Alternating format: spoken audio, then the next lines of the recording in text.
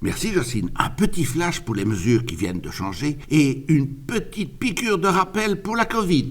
Pour la Grèce, depuis ce 17 août, à l'arrivée, chaque voyageur est prié de présenter un certificat avec un résultat négatif d'un test PCR réalisé dans les 72 heures avant votre arrivée. Attention, ce n'est pas 72 heures avant l'embarquement, mais bien 72 heures avant votre arrivée supposée sur le territoire. Si vous ne disposez pas de ce test, vous ne pouvez pas embarquer.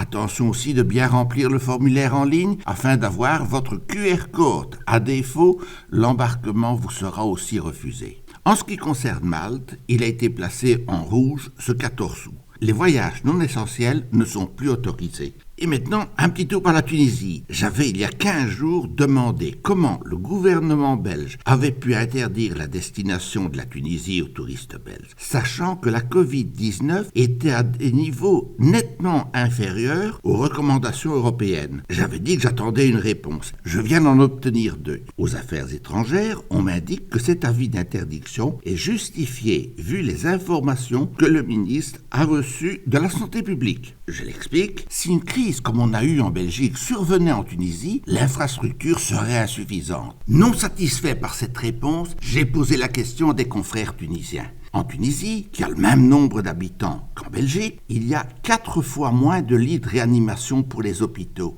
et ils sont répartis sur un territoire 5 fois plus important. En situation normale, il n'y a que 200 lits. L'apport de 500 lits supplémentaires provient de l'ouverture des cliniques privées au cas de Covid.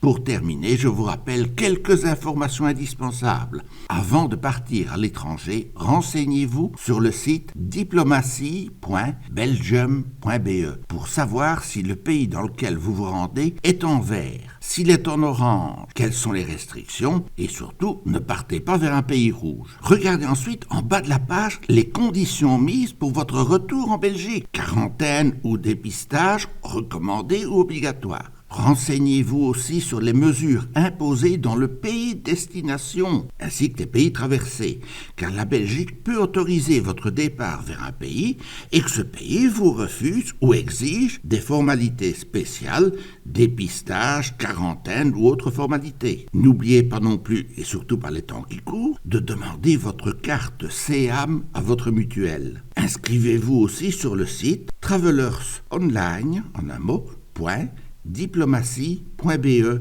Enfin, avant votre retour, n'oubliez pas de remplir le formulaire Passenger Locataire Form dans les 48 heures avant votre arrivée en Belgique. Les indications complémentaires vous seront envoyées par SMS. Je vous retrouve demain pour une autre destination vacances qui est souvent oubliée mais possible. Je veux parler du sud de la Bulgarie. À demain donc. Au revoir Jocelyne.